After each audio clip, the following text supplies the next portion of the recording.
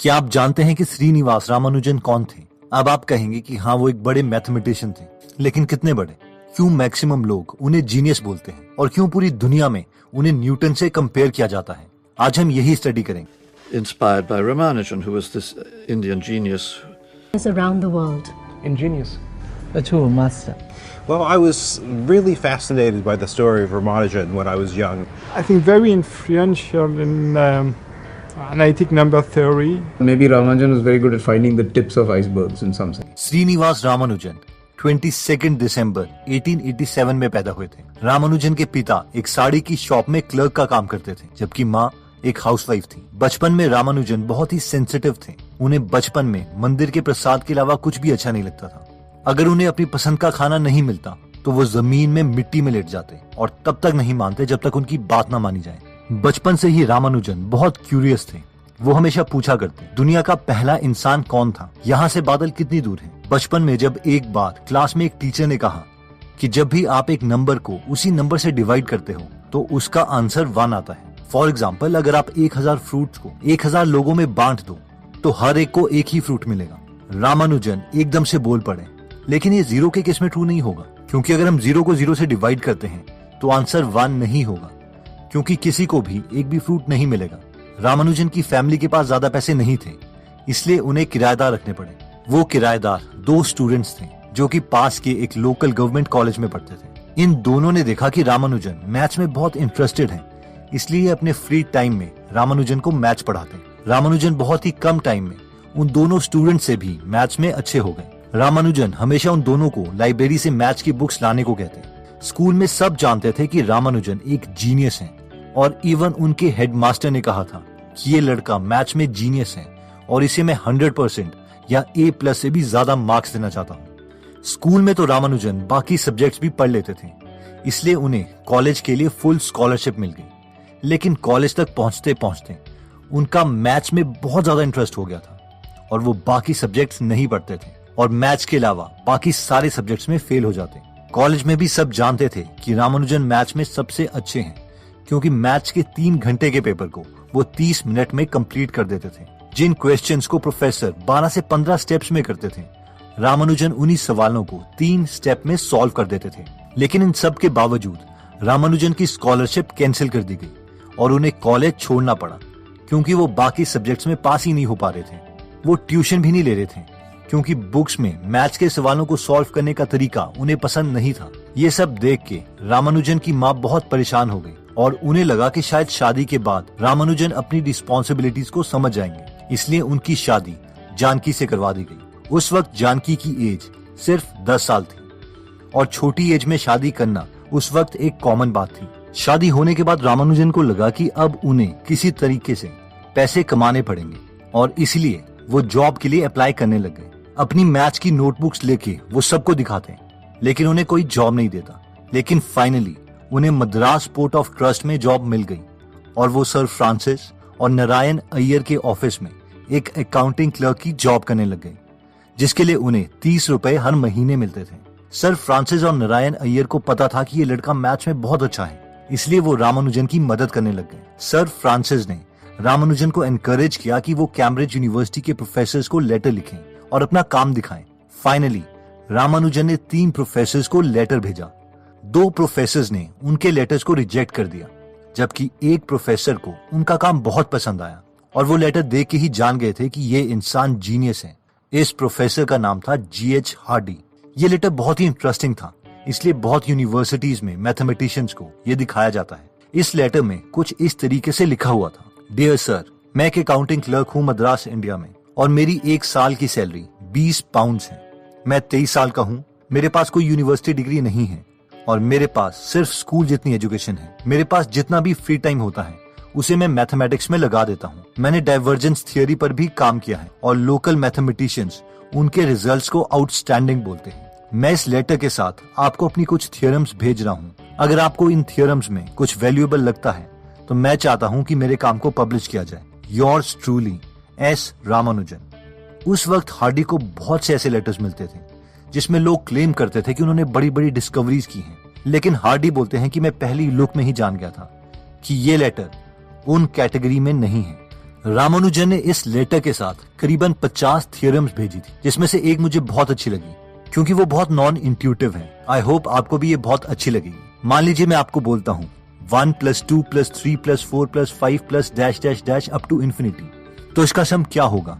आप इसका आंसर क्या बोलोगे? यानी अगर मैं आपको 1 रुपए देता हूँ, फिर मैं आपको 2 रुपए देता हूँ, फिर 3 रुपए, फिर 4 रुपए, फिर 5 रुपए एंड सो ऑन और देता ही जाता हूँ, तो आपके पास एंड में कितने पैसे बचेंगे? तो आप बोलेंगे कि ये तो इन्फिनाइट होगा क्योंकि इन्फिनाइट टाइम्स आपको पैसे मिल रहे हैं। लेकिन इसका आंसर -1/12 है। यानी अगर कोई आपको पैसे दे ही जा रहा है इन्फिनाइट टाइम तक, तो एंड में आपके पास कुछ भी नहीं होगा, बल्कि दूसरे इंसान के पास 1/12 रुपीज होंगे।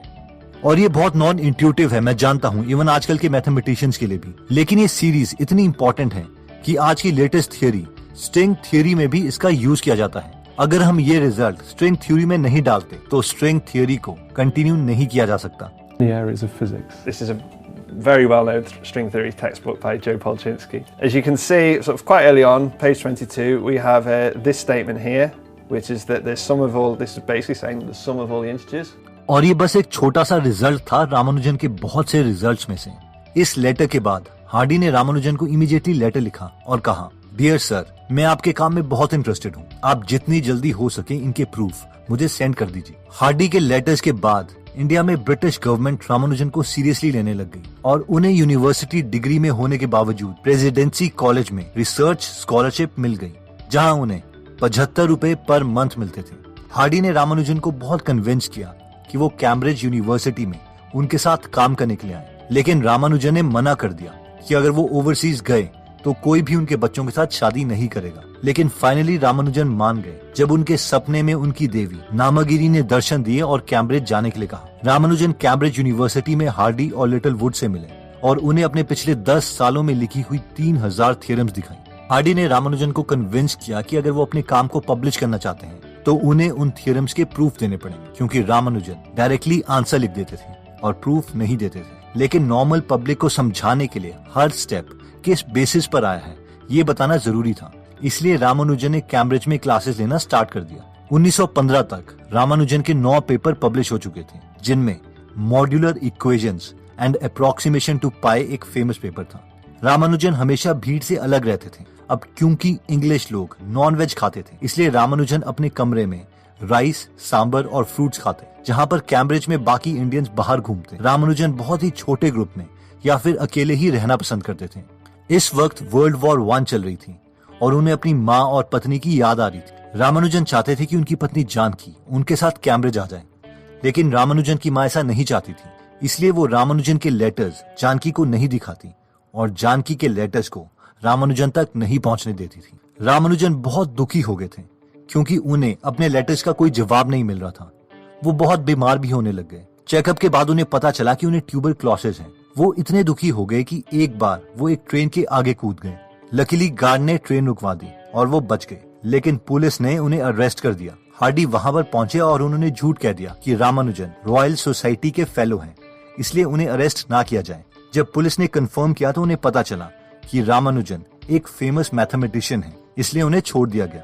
लेकिन ये झूठ बहुत ही जल्दी सच हो गया और रामानुजन को एक्चुअल में रॉयल सोसाइटी का फेलो बना दिया गया और रामानुजन से एस रामानुजन FRS बन गए। जिन्हें नहीं पता, FRS एक बहुत ही सिग्निफिकेंट ऑनर है जो कि बहुत ही फेमस साइंटिस्ट को मिला है, जैसे कि आइजैक न्यूटन, माइकल फैराडे और Albert Einstein. Indian mathematical society में रामानुजन की बहुत तारीफ हुई और जर्नल के फ्रंट पेज में उनका नाम पब्लिश किया गया। रामानुजन को लगा कि इंडिया जाके शायद उनकी तबीयत ठीक हो जाएगी, इसलिए वो इंडिया वापस चले गए। लेकिन इंडिया वापस आके उनकी तबीयत और बिगड़ गई। उन्हें बहुत पेन होता था, लेकिन फिर भी वो मैथ्स की प्रॉब्लम सॉल्व करते रहते और अनफॉर्चुनेटली 1 साल के बाद उनकी डेथ हो गई और वो बहुत ही छोटी उम्र में 32 साल में मर गए। हार्डी को जब इस बात का पता चला तो वो बहुत ही दुखी हुए। हार्डी कहते हैं कि मैं बहुत लकी हूँ कि रामानुजन ने मुझे लेटर लिखा और सबसे पहले वो मुझे मिले। रामानुजन से मैंने बहुत कुछ सीखा है। मरने से 3 महीने पहले रामानुजन ने हार्डी को एक लेटर लिखा था। उन्होंने अपनी हेल्थ के बारे में उस लेटर में कुछ नहीं बताया था और बस यही लिखा था कि मैंने रिसेंटली बहुत ही इंटरेस्टिंग फंक्शंस डिस्कवर किए हैं, जिन्हें मैं मॉक थीटा फंक्शंस कहता हूँ। ये मैं आपको सेंड कर रहा हूँ। आई होप आपको पसंद आएंगे। तो दोस्तों, इस वीडियो में हमने श्रीनिवास रामानुजन की लाइफ स्टोरी के बारे में देखा, जब भी मैं रामानुजन की स्टोरी के बारे में पढ़ता हूँ तो मुझे हमेशा दो चीजों से काफी दुख होता है। एक तो यह है कि रामानुजन 32 साल में ही मर गए। अगर वो एक नॉर्मल लाइफ स्पैन भी जीते, जैसे कि 60 से 70 साल, तो वो बहुत सी डिस्कवरीज कर सकते थे। दूसरा दुख मुझे इस बात का होता है कि जब तक ब्रिटिशर्स ने रामानुजन के टैलेंट को नहीं पहचाना, इंडिया में उनकी कदर नहीं हुई। और अगर वो हार्डी को लेटर नहीं लिखते तो शायद हमें उनके बारे में पता भी नहीं होता। और इससे बड़े दुख की बात तो ये है कि क्या ऐसे केसेस एक्चुअल में इंडिया में हुए होंगे कि कोई टैलेंटेड तो है लेकिन उसके टैलेंट को हम पहचान ही नहीं पाए, इसलिए उसका कभी पता ही नहीं चला और शायद वो ऐसे ही स्ट्रगल करते करते रह गया। एनीवेज दोस्तों, आई होप इस वीडियो से आप जरूर इंस्पायर हुए होंगे। और अगर आपको लगता है कि आपकी फैमिली में कोई ऐसा है जिसे ये वीडियो सुननी चाहिए, तो ये वीडियो उनके साथ जरूर शेयर कीजिए ताकि वो भी समझ पाए कि एनीथिंग इज पॉसिबल। और मैथ्स एक्चुअल में इंटरेस्टिंग है, सिर्फ कोई अच्छा पढ़ाने वाला नहीं मिला। अगर आप रामानुजन की biography the man who knew infinity की डिटेल समरी सुनना चाहते हैं तो आप हमारी गूगल ऐप डाउनलोड कर सकते हैं, जहां पर स्वामी विवेकानंद से लेके स्टीव जॉब्स, इलॉन मस्क सबकी बायोग्राफी फ्री में हिंदी में अवेलेबल है। यहाँ पर 120 से ज्यादा फ्री समरीज अवेलेबल हैं और हर हफ्ते संडे को हम एक फ्री समरी इसमें ऐड करते हैं। अगर आप इस ऐप में इंटरेस्टेड हैं तो इस ऐप का लिंक मैं डिस्क्रिप्शन में दे दूंगा। एनीवेज, अगर आप ऐसी नॉलेजेबल वीडियोस मिस नहीं करना चाहते तो सब्सक्राइब करने के बाद बेल का बटन जरूर दबा दीजिए। आप हमें कमेंट करके ये भी बता सकते हैं कि आप नेक्स्ट वीडियो किस टॉपिक पर चाहते हैं। जल्दी हम आपसे दोबारा मिलेंगे। जय हिंद।